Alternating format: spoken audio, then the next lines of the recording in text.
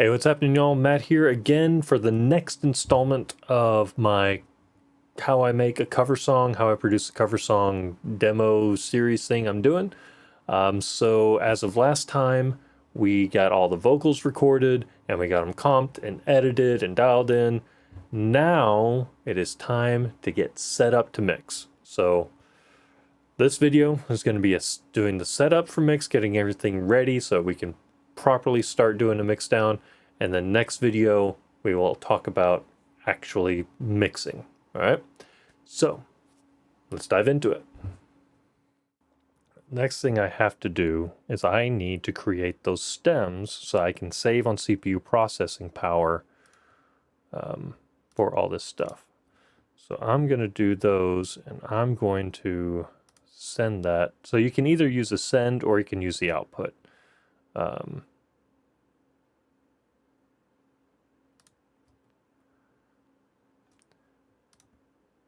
It just kind of depends on what you're doing and how you're doing it.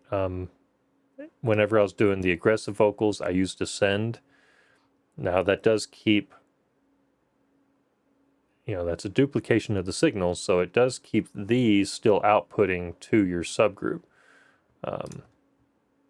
which can cause some confusion if you're not aware that you did that. So a lot of times, if you do it this way, and so I'm holding Alt Shift, or I control clicked on the tracks that I want to send. I already have my stem tracks created, so that then I can just say Alt Shift, click on the output, go to track, and say I want to send to Harmony Vox 2 stem. All right, and it's created a bus and busted over there, and we're good to go. And then I'm going to do my Harmony Vocal 3s, and I'm going to say Alt Shift, click, track, Harmony Vox 3 stem, ta-da. All right, and then I'm going to record enable all of those tracks, and we're going to go back to the beginning. So when I'm printing stems, I'll always make a point of starting at the beginning and going to the end. So another way to do that would be just like as if you're printing this final mix. Click on my song end marker, hit Shift Enter to select back all the way to the beginning, and then once I hit record, it will record this entire thing. And the purpose of that would be if this session were ever handed off to another engineer and they were just going to drop audio files into a session, I could send them these stems and they wouldn't have to worry about time aligning them. They could just drop them in and it would go from session beginning to session end. If you are printing stems, that's the way to do it. Right? You should have fade in, fade outs, and crossfades and everything on it already by this time. So you shouldn't have to worry about any excess noise or anything being printed in the silent parts of the track. It just works. So let's hit record and hear what we got.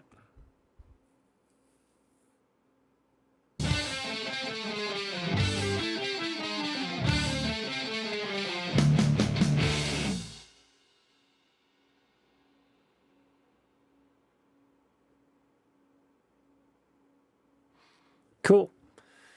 So harmony vocals are printed to stems, which means all these, let's see, we got 3 on each side. So 6 times 2, so all 12 tracks of these can say hide and make inactive, so that now none of that plug-in stuff is going to affect my CPU processing, which is going to make mixing on down the line much, much, much easier. I could even do something similar with the guitar parts if it turns out that I end up, if my computer starts chugging a little bit after I print the drums to stems, then I might do that and have,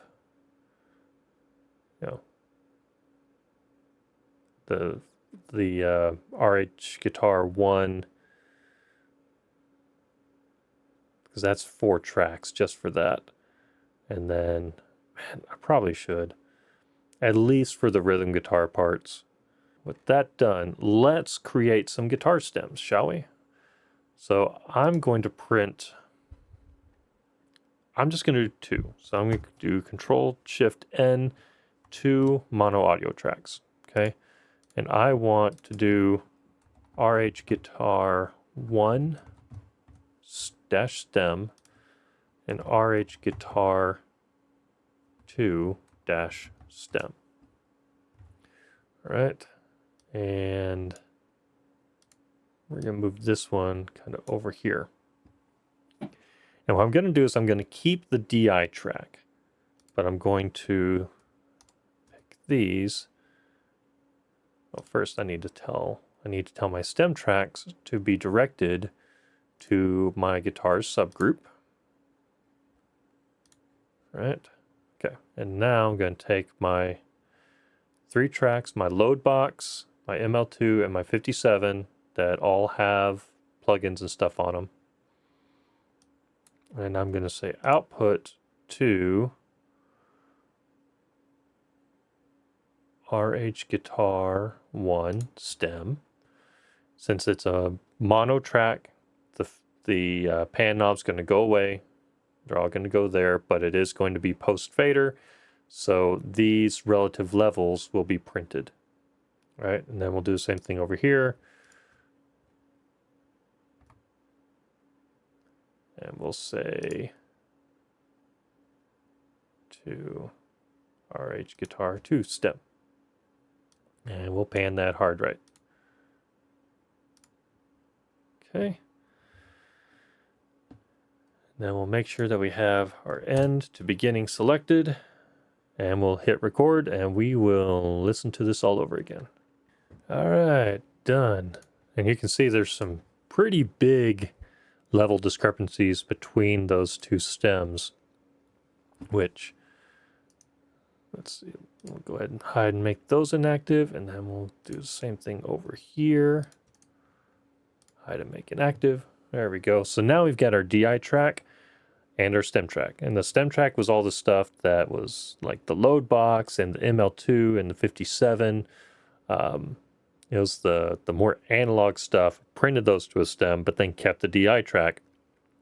So if I need to make any radical changes, I've got the just plain direct injection track that I can reamp, or I can put, make changes to amplitude on it and completely change how that sounds. So I still got a lot of flexibility, but I've got this printed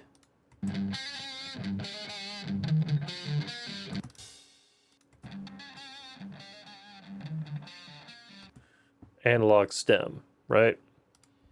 And because I can see there's level discrepancies, this can be part of the mix setup. This really comes in handy with vocals. So I can use Audio Suite and the gain plugin, have a thing there and analyze it. And it says that's sitting at minus 2.9 dB, which is actually pretty good. What if I bring it down 1 more? 2 more. There we go. So now we're at minus 3, and now we can do the same thing with the other one. So that's sitting at minus 12.8. So bring that up to about 9. Okay. So if we do 9.7, 9.8, which I would have known if I could math. Yeah, okay. So let's go back down to 9.7.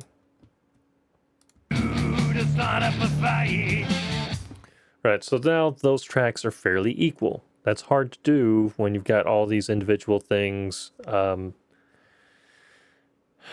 if you try it on tracks that you've comped together, you're going to find yourself really struggling, because mathematically what might analyze as extremely different levels in the Audio Suite gain plugin, practically speaking, when you listen to it, isn't that different. So you'll end up overcompensating if you're going purely by the plugin, by the math. If you've got a printed stem, that becomes a little bit more even. So, like we can look at our growl stem, okay, minus 4.1. Let's bring that up. Let's try and get everything set to minus 3.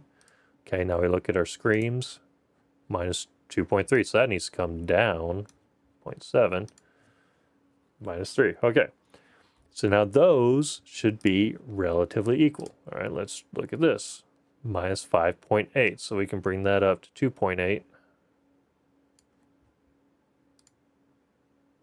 Okay, now we're at minus 3. Do this one. Minus 7.4. So we need to bring that up 4.4.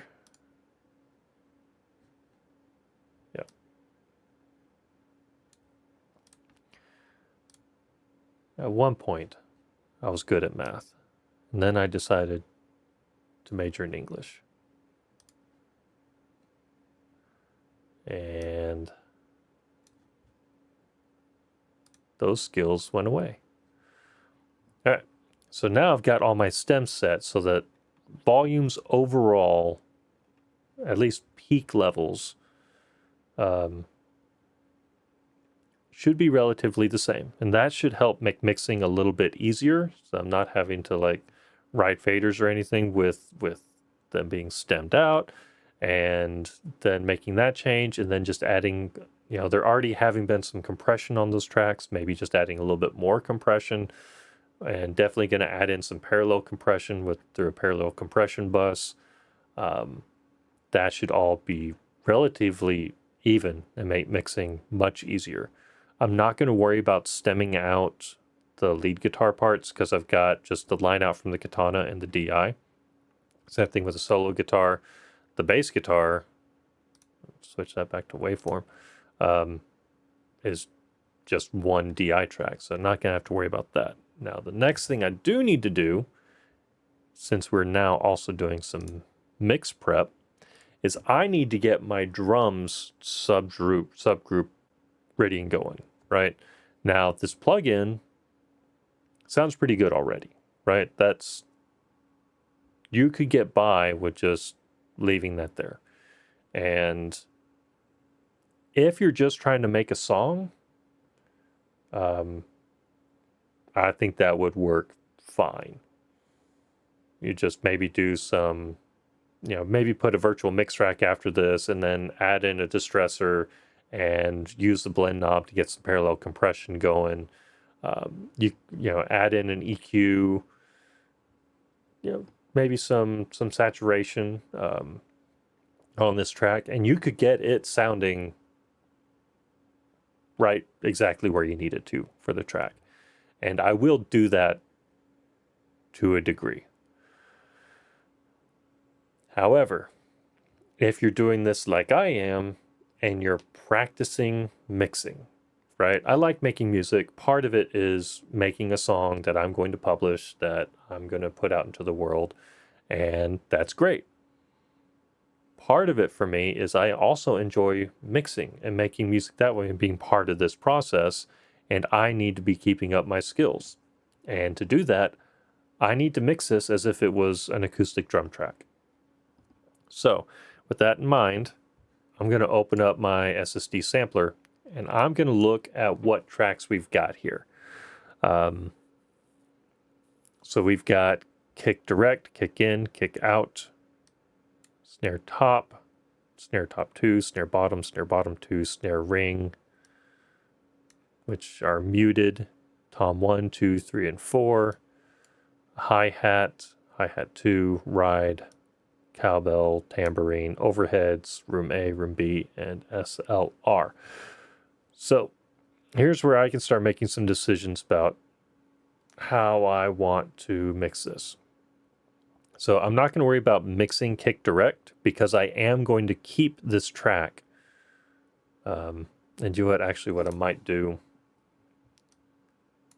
is copy that SSD sampler, leave that one bypassed and as it is, and then come in here and I'll say, instead of going out stereo, I'll go out 17 mono, kick out, out 18 mono, snare top. So I'm not going to do snare top 1, snare top 2.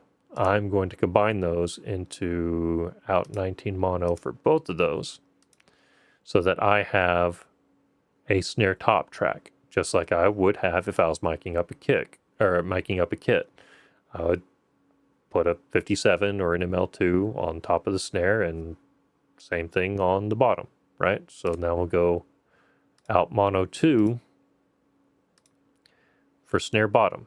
I'm not going to worry about snare ring because I got it muted anyway. All right, so that puts us out 21 for tom 1, out 22 for tom 2, out 23 for tom 3, out 24 for tom 4. 1, 2, 3, 4. Also easy to remember. Whenever I was performing this on the kit, my kit only has 3 toms, so there likely won't be a lot. There likely one of these is going to be superfluous unless during the edit I went and changed that and added in a 4th tom, which is possible. It's been a while since I did that, so I don't really remember what I did. All right, hi-hat 25, same thing. Hi-hat 1 and 2, I'm going to combine those. I'm not going to put 2 mics on a hi-hat. Ride out mono 26. I don't recall using cowbell or tambourine in this. If they're there, they'll come through in the regular MIDI track, right? Do want overheads, so that'll be out stereo 2. Room mics, I'm only going to use 1. If I was really recording this, I would either have a stereo room mic or a mono room mic. I wouldn't have 2. So I'm just going to pick one. Now you could solo these up and listen to them, decide what you think would work more, or because I'm probably going to compress the absolute ever-loving shit out of this, you could even record both of them to audio tracks so that you could process them that way and see which one livens up your track more. In fact, let's go ahead and do that just for demonstration purposes. So we'll do that out 3 and then out 4. The SLR, let's see, if I solo that up, find where drums come in.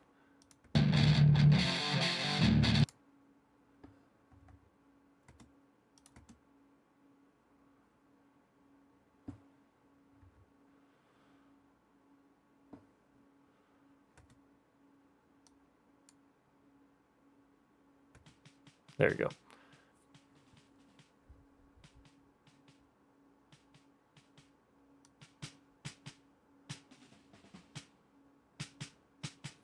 So what that's doing is it's adding like some slappy attack part of some of the drums, the kick,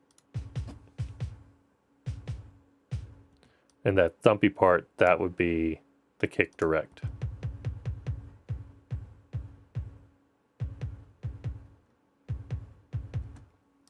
Right.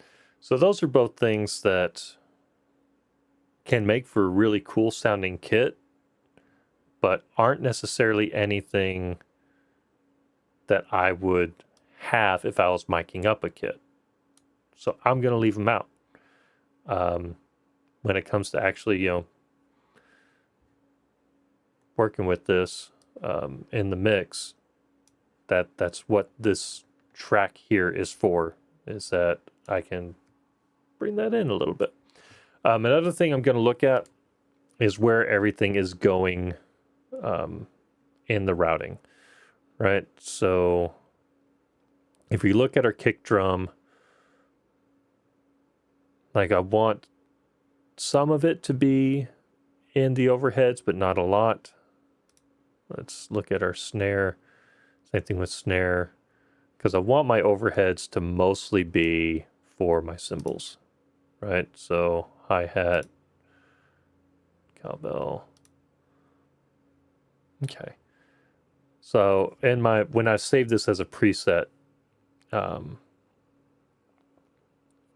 I already kind of set up most of this, but you do want to check this stuff, right? You don't want to just leave it be. Okay. And you can also look at the tuning. So you want to make sure everything matches up. Okay, so everything, so here's some stuff that doesn't match up.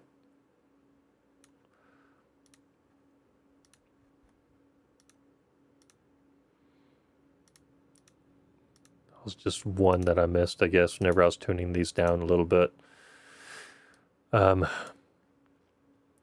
But yeah, you want to make sure that the pans are where you want them going to everything, right? So your snare top, where do you want the snare top to be in relation to your kit? Okay, so you want it mainly coming out your center, but in an overhead situation, your snare is going to be set a little bit off to one side. And this is where you stop and think about, okay, am I mixing from audience perspective or am I mixing from performer perspective? There's no better or worse. There's no right or wrong. It is just what is the image that you are trying to paint with your mix. And because I like a three-dimensional mix where the drums feel a little bit further pushed back, they've got a little bit more reverb on them, and they're maybe not quite as loud as like the guitars and things. To me, it makes sense for that to be an audience perspective, that I'm the audience looking out here. The drummers out there, and if that's the case, I guess I've got this dialed in wrong, because that would put the snare, so it's left side if I'm doing performer perspective, it's right side if I'm doing audience perspective. So maybe I switch that, right? And it would be a little bit further, a little bit wider in the overheads than it would in the room, because the overheads are going to be closer. Room's going to be mono or stereo mic back in there, which everything's going to sound a little bit more mono in the room mic. Okay, so let's go ahead and switch that up in all these mics. Okay. All right, and so now let's make those same adjustments on our toms, right? So tom 1, if we're doing audience perspective, it's going to be on the right, and we'll just do about basically the same amount, like right 35. In overheads, we'll put tom kind of right 30-ish. In the room, kind of right 10-ish. SLR, I mean, I guess we can kind of follow everything, even though I'm not using it so much. Okay, now our tom 2 is going to be a little bit closer in towards the center.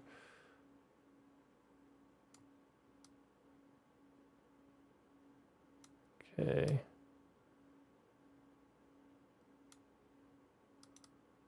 So let's do 15, 10, 5, center, well, go closer to match 15. Okay, and then our tom 3 is going to be basically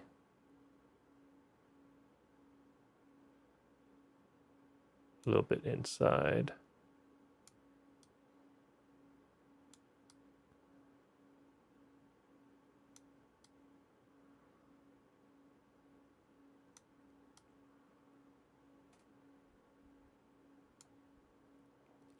All right, and then tom 4, that's going to be all the way on the other side. Okay, so we'll go, I think I had that like 40.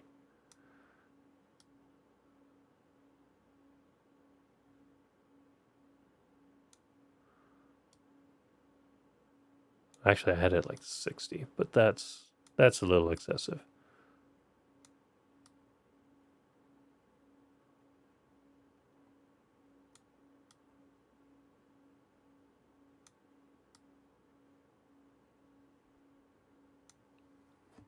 Okay. Hi-hat. All right. Okay, so that's going to be audience perspective. That's going to be on the right.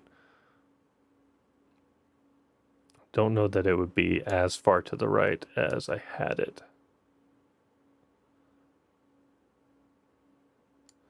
Right, so this is part of the thing, is making these decisions consciously and thinking about what would it be, what would it be, what do I want it to be, that sort of thing, instead of just, you know, preset surfing or just not thinking about it.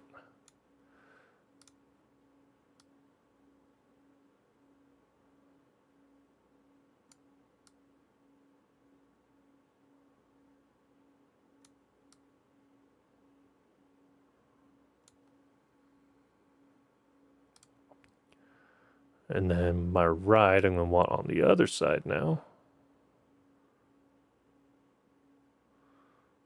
So I should probably say this as a preset. It's like,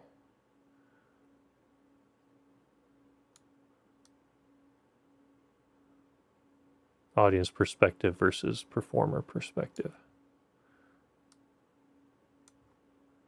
Okay. Overhead, rooms, all that stuff is set in here. So I don't really need to mess with any of that. Okay. So I think we're ready. So now I need to figure out, okay, 1, 2, 3, 4,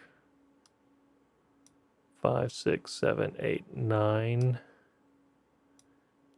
10 mono tracks, and 1, 2, 3 stereo. Okay. So I'm going to select that and Control Shift in. I'm going to say 10 mono audio tracks. What did I say? 3, 4? I already don't remember. Let's see. Overheads, 2 rooms. So 3 stereo audio tracks, and I want 1 stereo routing folder. Okay. So I'm going to move my folder up over here.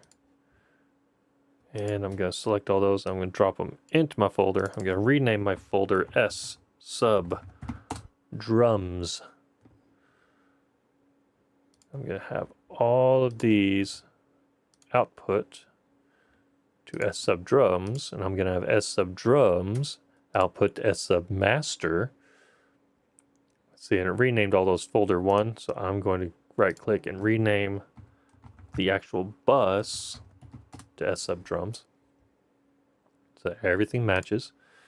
And then I need to go through and name everything. So I'm going to name this one kick in. Next, kick out. Snare top. Snare bot. Tom 1. Tom 2. Tom 3. Tom 4. Oh, missed a capital. Okay. Hi-hat. Ride. Overheads. Room A. Room B. Okay. And I should be able to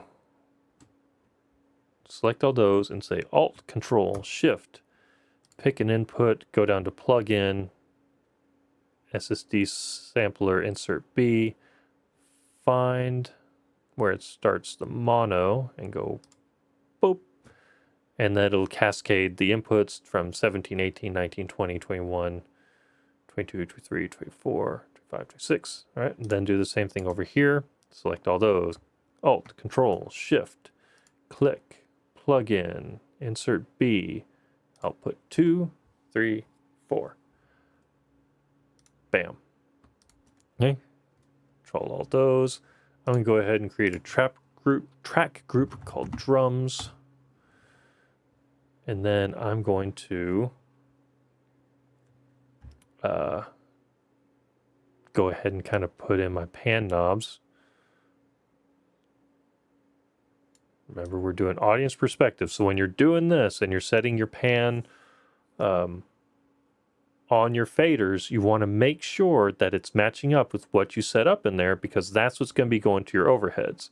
So if you're mixing here in performer perspective, but you've bounced down overheads and room sounds and audience perspectives, your stereo image isn't going to match. It's going to be 10 kinds of jacked up. So you'll always want to be careful with that.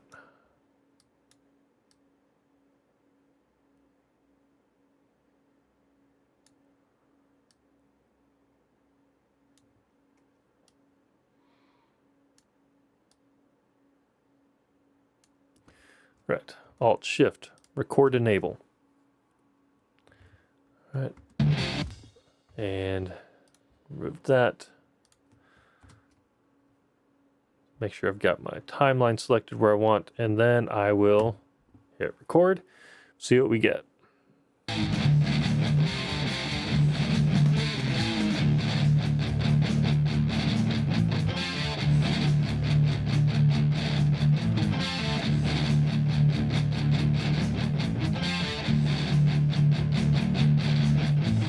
Staying in the scene in the city tonight, looking for you. Okay. So one thing I'm noticing is that my overheads and rooms and the ride are all really low. In fact, all of this is really low right now, but that's okay. That's because everything isn't mixed yet. And so actually my guitar tracks and vocal tracks, all of that is outputting really hot. So you can look at this and see that the levels per track are actually okay. Like that's about where they need to be, except for a couple things. So I'm going to come in here and look. Okay, my ride is actually out there about where it needs to be, but I can bring up these overhead and room tracks. Bring these up a little bit. You got to be careful with this, because you also, even though we're recording like with the digital bounce, we don't want to clip, right? So it's better to keep things in a safe volume, and then we can bring things up later with clip gain, which we will do. We'll normalize everything. Okay, so let's do that. Delete that, what we recorded thus far. Try again. That gets us to a pretty good starting point, and we can look and see. Okay, so I did move some stuff over to Tom 4. So I've got 4 toms going. I will leave all those tracks. But you can see that there's some pretty big level discrepancies, right?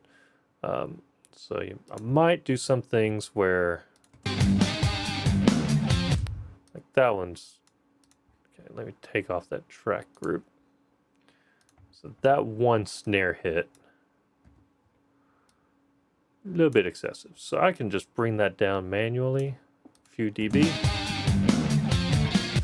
So you can still get, that still gives you kind of a tonal difference, but not the same change in level. All right, and so let me consolidate that clip. Okay, and now we can use our Audio Suite gain plugin again. Minus 3.4. So since these are drums, I'm actually going to do this a little different, and I'm going to set these to -6.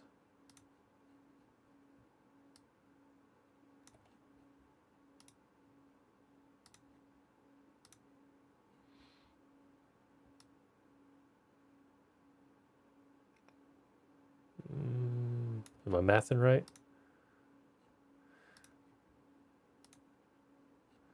So I'm going to do -6 for the in and top, and then -12 for the out and bottom. And everything else will just be -6. So that's -20.4. So I need to bring this up like 8 dB. Yeah.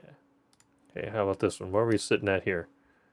All right, and that one's already sitting at -12.1. Okay, so that gives me a good starting level there. What about Tom 1? All right, so that needs to come up to +6.7. That makes more sense. Think, Mateo. Think. Don't just speak. All right. Okay, that needs to come down.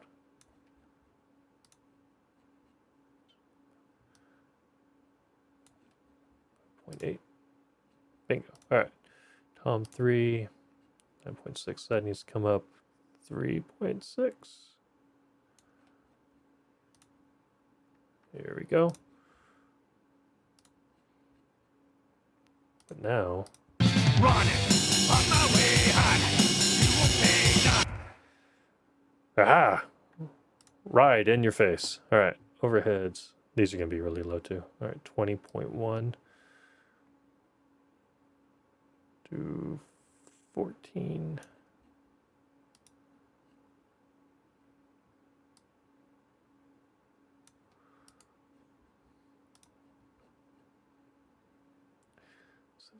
.7. So 11.7.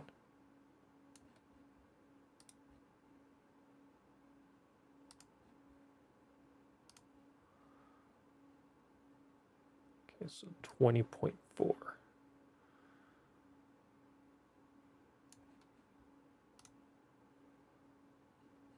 Okay.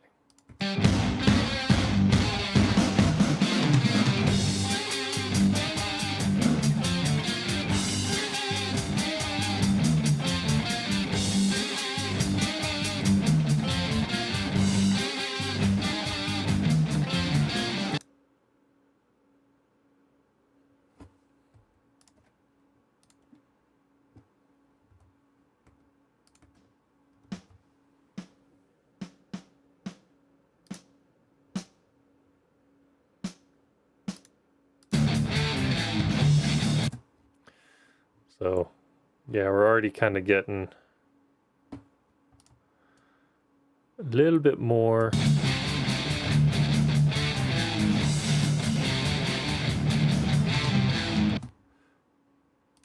closer to what a real acoustic drum set would sound like.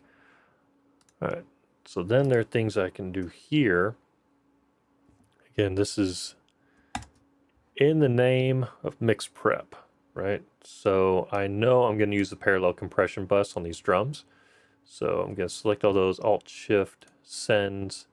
I'm going to say new track, stereo aux input, correct, SPC drums. All right, I'm going to hold Alt-Shift. I'm going to set the send fader to 0. I'm going to tell it to follow the main pan. So that should happen on all of them. So even down to our mono stuff. And these are post-fader faders. Post-fader faders.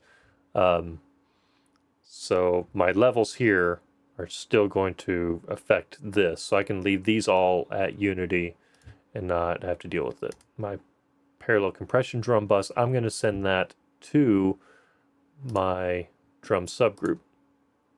I also know that in addition to those rooms, I'm going to want some reverb. So I'm going to say another new track, SFX drums. Right? And I'm going to do the same thing. I'm going to say Alt-Shift, send that to Unity. Alt-Shift, follow main pan. Difference is my effects bus, I'm going to drop over in the S sub effects folder, and I'm going to send that to S sub effects. And we will start, I might change this later, but we'll start with the Verb Suite Classics. And I'll just go to drum preset, and let's see. How about Chris Lord Algie's drum verb? All right, and just kind of bring that down a little bit. Just kind of picking a spot. All right, my SPC drums. What do I want to use on that? I could put a virtual mix rack on there and use a distressor. That's a really good drum compressor. I also got the FG Gray and the FG Red that are really good for drum bus. Let's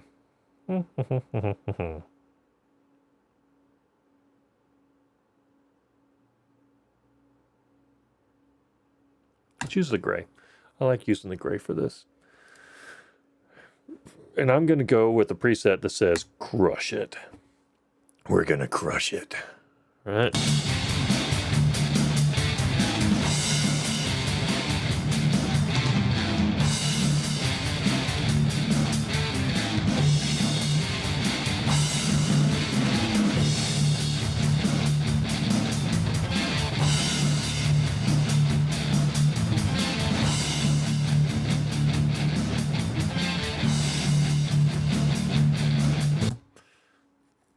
So, sounding pretty rough at this point. Oh, I can also move that sampler back to the top, re-enable it.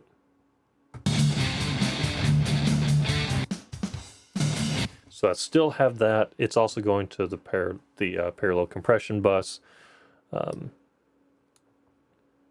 And this gets me mostly set up to start mixing drums. The other thing I know I'm going to do is on my kick in, I know I'm going to do a mono send. And this will probably get created when I recall my presets. So I've got presets saved for all of these that they're a good starting point. So I can select my track, I can right click, I can say recall track preset. I've got Matt Hellion drums, and then kick dash in, right? And it drops in what I've got. So I've got a virtual mix rack on here with the Neve virtual channel, a compressor, a EQ, trimmer, and revival.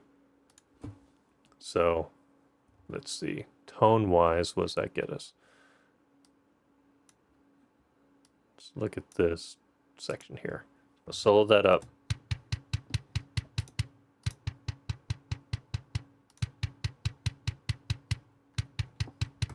Okay. So again, it's a starting point. All this will get adjusted when it actually comes time for mix down. But the important thing that recall does is it creates this SC bass bus, which what I like to do is I'll go over to guitars and I'll find my bass track. Okay, and somewhere in my insert points, I will add a compressor limiter. And I will hit the kick tight preset where it says no key input. I will put the SC input and I will trigger the sidechain.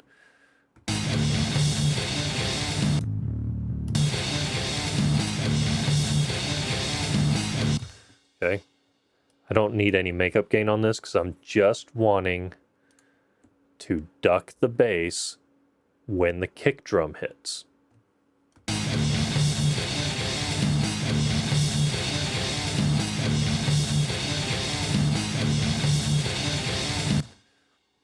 So I might decrease the ratio a little bit. 4.5 to 1 will usually work. And I only want -1 to -3 decibels of gain reduction. Now, I do want that attack to be a bit faster.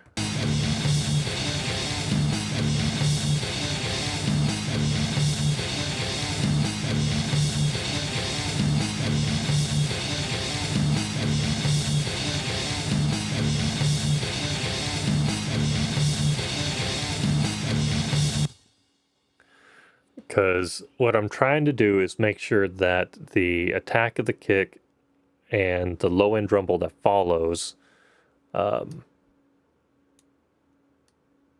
So maybe the kick thump might be a better preset for this.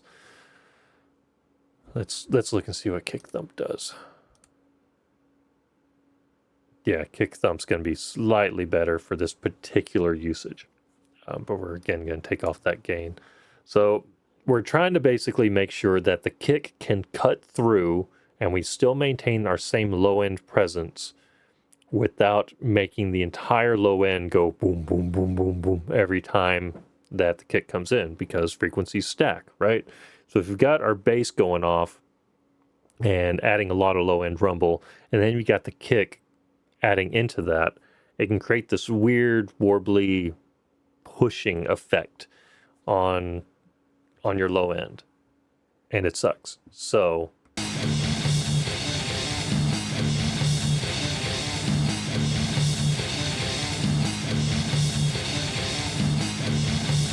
okay, let's go to an area where the kick isn't playing quite so much.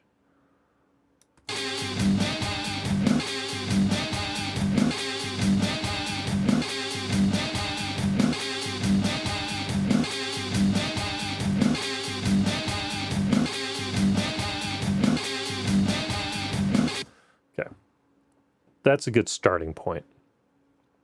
So yeah, it's basically just squashing our bass guitar just a little bit every time that kick hits, which just helps to keep our low frequencies in balance, which is critical. All right. Other things we need to do for mix setup. All right. I know I'm going to need a effects bus for my guitars. My bass I'm going to send to the drum effects, actually. But all these, Control send new track SFX guitars. Follow me pan. Okay. Add to our effects subgroup. Send to the effects subgroup. And again, I use the Verb Suite Classics so much. It's become my go-to reverb. I do really like space for things when I'm doing like audio post-production. But the presets on this are just good. I can just do smallish guitar room. It gives me a good starting point. I'll dial in from there. Right, okay. I'm not going to do any parallel compression on heavy guitars. That's redundant. I might put a little bit of bus compression on there. Sometimes that can just lend a little energy to the guitar if you're balanced in your approach. If you overcompress, it's going to sound like crap. All right, now we've got our vocals. So I've already got vocal effects set up, or at least one. I might do a second one. So I might do, I might have a effects bus for my lead vocals and then an effects bus for my harmony vocals. I think that's what I'm going to do. So let's go ahead and shift that, and we'll switch that and say new track SFX, and we'll say backing box.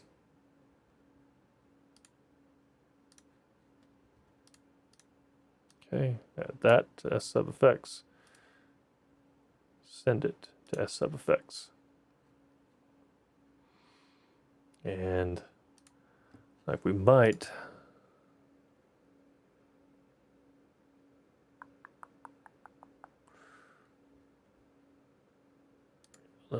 again, we'll just start with the Verb Suite Classics. And then I'll probably add an EQ, which it's got an EQ built in, but I like to use pass filters. And these, I believe, we've got 2 shelves and a peak. So let's go vocals. Let's do a wide, rich vocal room for our backing vocals. All right, so that gives me I'm mixing in spaces, right? So my drums and bass are going to exist in a space. My lead vocal is going to exist in a space. My guitars are going to exist in a space. And my backing vocals are going to exist in a space, right? And everything's going to line up basically where it is on our mixing thing. And then I'm going to do Alt-Shift after selecting all those vocals, say new track, and I'm going to create a parallel compression bus for my vocals. All right, unity gain, follow main pan. And I might decide, because there's something you can do on harmony vocals that's pretty cool that I'll go ahead and set it up. So I've got my panning set on these harmony vocals this way. Now what you can do is you can take off follow main pan and you can flip them on your effects send. Right? So you're essentially sending you're having the effects of your vocals come out on opposite sides as what your main vocal is doing, which can help make things a little bit thicker. Sometimes it works well, sometimes it doesn't, right? There's no, this is the key to getting good vocals on any of this crap. You try stuff. Might work, might not. All right, my parallel compression bus, I'm going to send to S sub Vox. And then what do I want to use on this? Let's go virtual mix rack and do empty strip. Maybe a distressor? Or the LA2A. I really like the LA2A on vocals.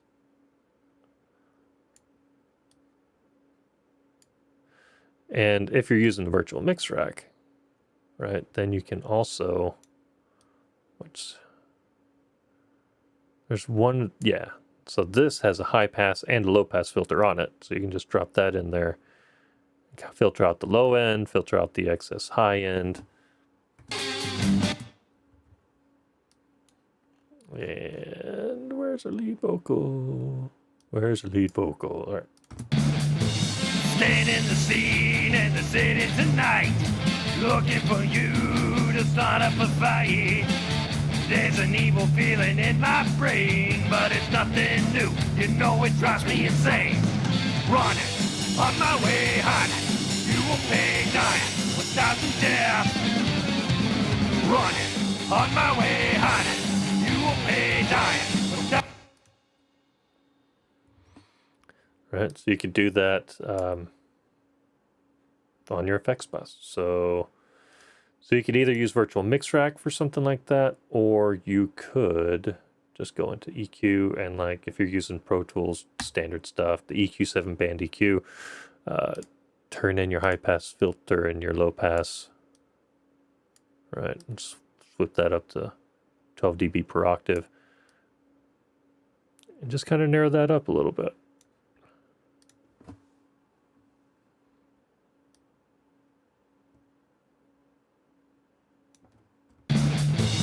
Staying in the scene in the city tonight, looking for you to start up a fight. There's an evil feeling in my brain, but it's nothing new. You know it drives me insane. Running on my way, honey, you will pay. So things are sounding a little bit harsh right now, and everything's still coming out really hot. But we've at least got everything, all of our tracks created for getting started mixing. Another thing that we could do if we wanted to, so we've already got a drum group created, right? So that means we could say Control-Shift-N, and we could go to a VCA master and say VC drums, right? And then we assign this to the drums subgroup. And now, whoop, right? And so I can have my drums subgroup deselected here and adjust individual faders as I want, and then use my VC to adjust all of them at once.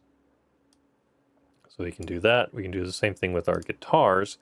Now we will, because we did some stems and we've got some different stuff in here. We'll need to create a new group for guitars. Control Shift in, VCA master, VC guitars. Right. I got a little control there. So if we get a good balance with our faders, but we find out the whole thing just needs to come down, then we can do that. Now you're probably asking, well, why don't you just do that on your subgroup? Also a possibility. But what if you notice that your tracks here are hitting the inserts on your subgroup a little bit too hard, and you're starting to get some distortion that you don't want? Or, I mean, look at this, we're hitting 2 decibels on that, which means we need to bring down the signal that's going into that subgroup, not just what's coming out from the subgroup. That's where your VC fader is going to come in handy if you know you have a balance that you like amidst all of your faders. Another thing that can help with that, that's a thing that we learned in audio school. Let me finish setting up these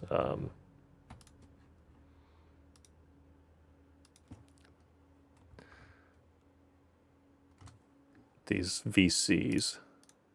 Okay, Control Shift in, VCA master, VC Vox. Okay.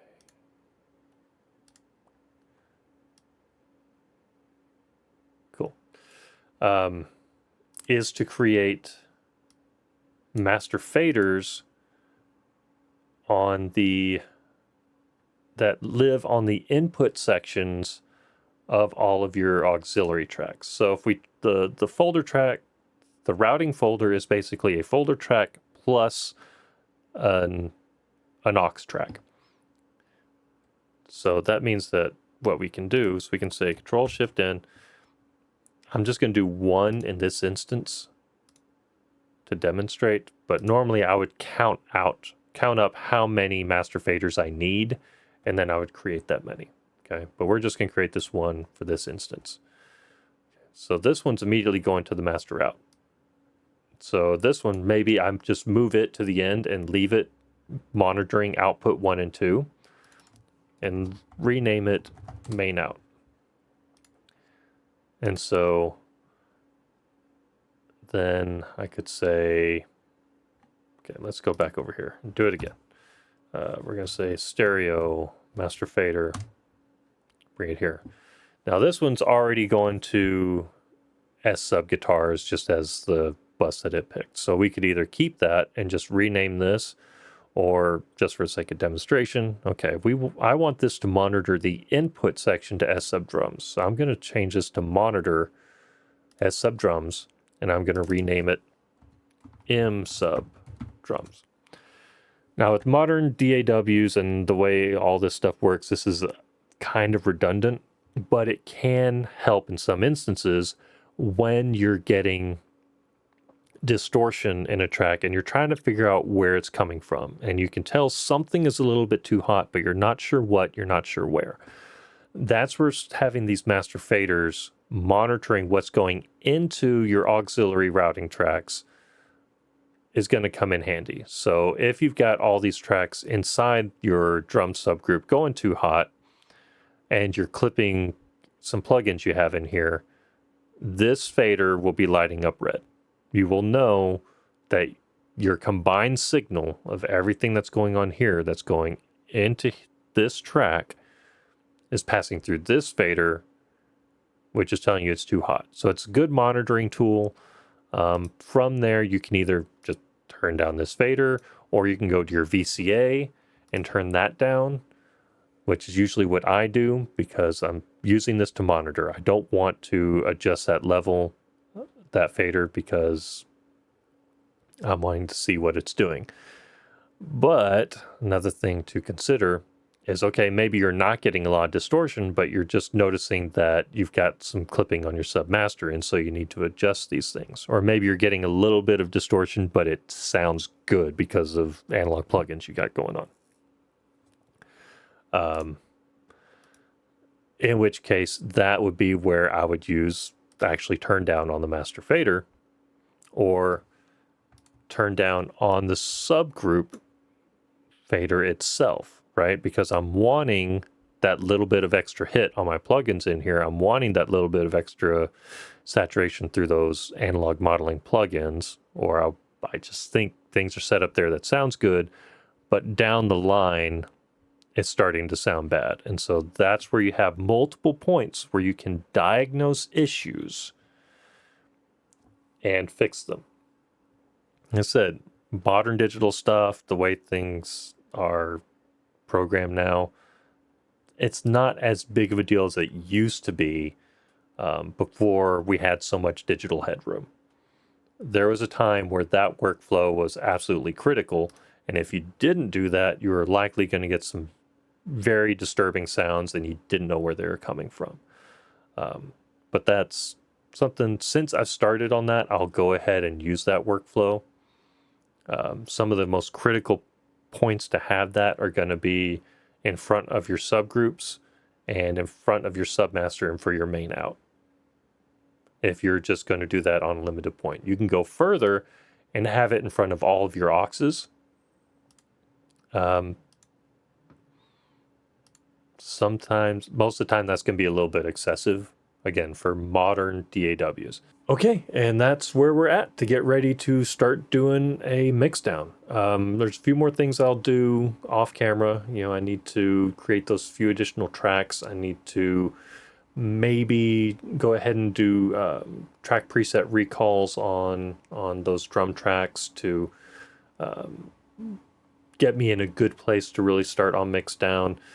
And I might go ahead and adjust some levels with those VCAs just to get things at a point where we're not peaking. I don't know if you saw the main output in the top area of the window, but we were going into the red consistently at this point. Not really that audible most of the time, but it's definitely something to be aware of during the mixdown process. So I'll go in and set some pre-levels. And aside from that, we will be in great shape to start mixing down a song and getting this ready to bounce out and print. So cool stuff, exciting stuff. This has been a long project. I am ready to be done with it and to have a finished final product. Not in my hands because digital, but available and ready to put out there. So I'll wrap it up for now, but thanks a bunch for tuning in, checking things out, sticking with me. I appreciate you. You're awesome. Have a good one.